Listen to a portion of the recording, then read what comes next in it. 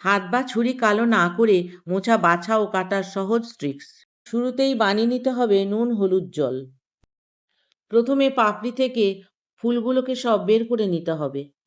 এবার হাতে তেল মেখে মোচার কাঠি আর পাতলা খোসাটা বেছে নেব। তেল মাখলে হাতে কষ একদম থাকবে না।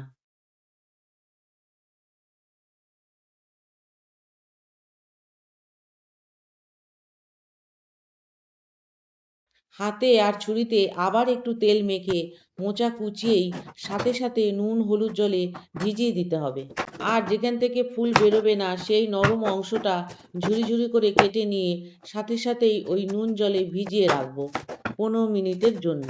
এবারে জল চিপে বের করে মোচাগুলোকে কুকারে তুলে নেব। তারপর সামান্য হলুদ নুন জল দিয়ে প্রেসার আটকে দুটো সিটি দিয়ে সেদ্ধ করে নেব। সেদ্ধ হওয়ার পর ছেঁকে নিতে হবে।